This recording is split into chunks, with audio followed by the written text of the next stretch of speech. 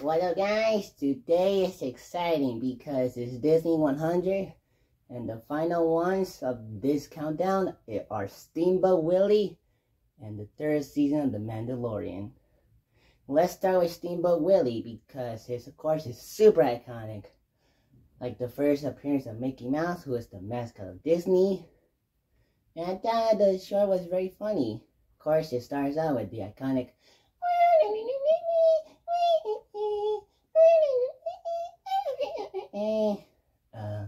boat scene with Mickey whistling, and then goes a lot funnier because it goes to cartoony mode where Mickey uses animals as instruments during the musical number at the end, and also Stinky Pete spitting stuff, the last one time he did it, throws at him. Is very hilarious. And of course, for 1928, the animation is really good. It's really good for a cartoon, for black and white cartoon. And I know that Plane Crazy is technically the first Mickey short, but this is the first release one. And it's a perfect start to Mickey Mouse. That's the final sound effect for the short where Mickey Mouse laughed after a crow throws out, which was making fun of him twice, and Mickey was annoyed by it. And that's it for Steamboat Willie. For Mandalorian Season 3, if you guys don't know, Mandalorian is probably my favorite TV show of all time. I really love the first 2 seasons. And I really like the 3rd season, but not as much as the first 2. I really enjoyed the season still a lot. I still think the action, the acting, and the visuals look flawless. And the characters are well, like Mando, Bo-Katan, and the other Grogu, cute. But the writing of the show is kind of all over the place and weak, because there are some moments that feel pointless to the entire this show. Like, probably the worst episode of the entire series is the 3rd episode of the 3rd season, where Dr. Pershing is the lead of the episode. That one is kind of pointless since he's not seen again, and it doesn't affect the Alliant Kane that much, since she's still part of the New Republic, even when she is working for Moff Gideon, as seen in episode 7. But as for the other 2 episodes, they're not as good as the other ones, like The Foundling. Aside from the awesome Grogu flashback with Jar Jar Binks as a Jedi, it's just a generic rescue episode. And of course, Guns for Hire is a little funny with the Jack Black cameo, Robot running away from Mandalorian and Bo-Katan after being kicked by Mandalorian, and then Mandalorian giving Bo-Katan a sword just because she rescued him, which is kind of weird, even though it was supposed to say that Moff Gideon that she needs the sword by winning in a battle with Mando.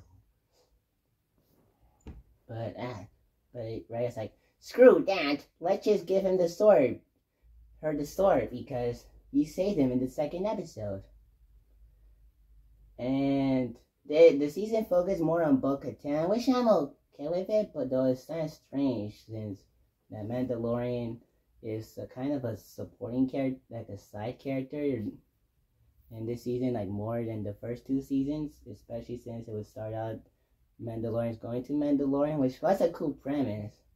I think my favorite episode of this season is The Spies, so it's really cool to see Mandalorians together going to Mandalore to rule it, for Bo-Katan to rule Mandalore. But then Moff Gideon and his troopers stop them and kills one of them. Moff Gideon is still a really cool villain, especially when he has his Beskar armor. And he was planning to do clones, but then Mandalorian kills them all. Kind of wasted. And I still think Grogu's very funny and very cute, especially at the IG-12 one. It's like, no, yes, no, yes, no, yours. That's pretty hilarious. It got me laugh out of me. But yeah. So I guess that's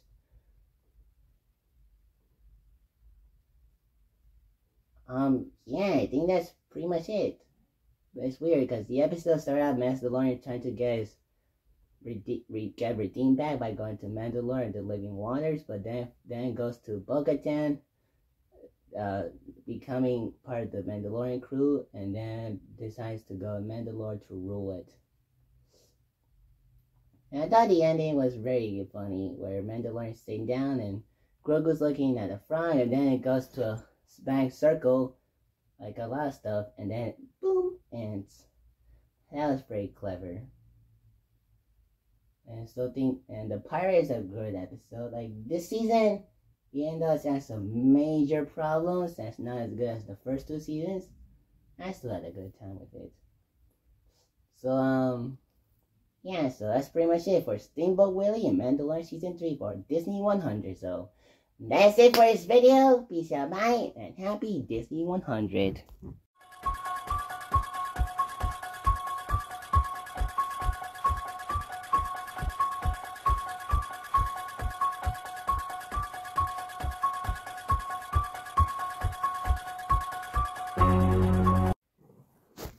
Day 15 is not 15, 16 is Casper, the 1995 comedy spooky film about a friendly ghost that is being scared by a bunch of people at their house, and there were news report about it. And then a father and her daughter, played by Christina Ricci, who decided to live in the house, and they get surrounded by Casper and the ghostly trio, which honestly steal the show of this movie. They're really funny and entertaining to watch, especially in their scenes with the dad. It's very hilarious. And at the end where they rock like Casper the friendly ghost. That was they were really cool. And it's interesting enough because I thought they would be the villains, but they're not. It's actually this Kirsten character that was at the beginning of the movie as this blonde woman who trying to tell the father and Christina Ricci to go to the house for check, and then later in the movie her and her partner try to steal the device for the Casper to turn human, but then they fight over, and then she runs over to a tree that falls to her death, which may later turn her into this evil laughing villainous ghost who keeps evil laughing every time she says a line and tries to steal the formula for the Casper to turn human, which he gave us on for the father to become human after he accidentally dies, and after being drunk at a karaoke bar. And I thought the film was very fun. It's very funny. It's really funny. And I thought the CGI on the ghost characters or animation is pretty cartoony and very fun and really good for a 1995 film. Of course, it's not fully aged well, but they kind of had to work what they could. There goes a Ray Stantz cameo, played by Dan Aykroyd, who says, "We gotta call someone else." I thought that was a clever cameo. And I'm pretty sure that was licensed by Sony, since the film is distributed by Universal. And I thought the Casper was a decent character, where he is being friendly, but people are scared of him, and that he is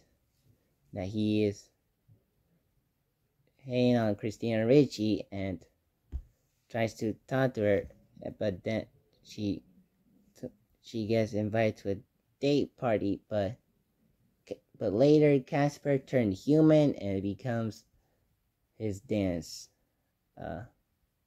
Then they kiss, and then after becoming human, thanks to to the deceased mother of Christina Ricci, and then becomes a ghost which spooks everyone, every student, every classmate of Christina Ricci at the party so much, which is pretty cool and funny as well. And I thought the father was a unique character, since Christina Ricci I